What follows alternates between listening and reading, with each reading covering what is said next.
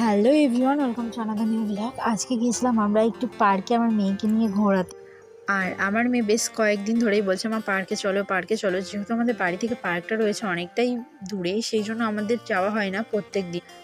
Finally তাকে নিয়ে আমি পার্কে যাই, আর আমার মেয়েকে কেমন লাগছে অবশ্যই কমেন্ট করে জানিও। বেশ কয়েক মাস পরে পার্কে গিয়েছিলাম, পার্কটা পুরোটা চেঞ্জ হয়ে গিয়েছিলো, আর হঠাৎ করে দেখি যে ফোয়ারা চালু হয়ে যায়। সব সময় আমাদের পার্কের ভেতরে ফোয়ারাটা চালানো হয় না, তাই ভাবলাম তোমাদের সাথে ছোট্ট করে শেয়ার করে দিই।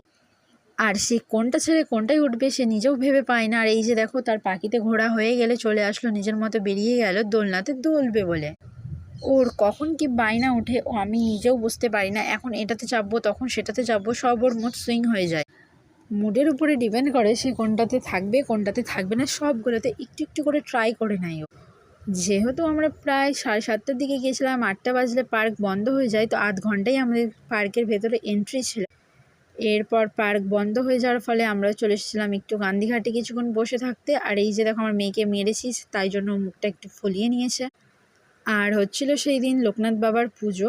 তো তোমাদের ভিডিওটা কেমন লাগলো অবশ্যই কমেন্ট করে জানি। আর এই যে এইদিকে দেখো, এটা হচ্ছে আমাদের শ্মশানকালী মন্দির। তো চলো, ভালো থেকো, সুস্থ থেকো, টেক কেয়ার, টাটা।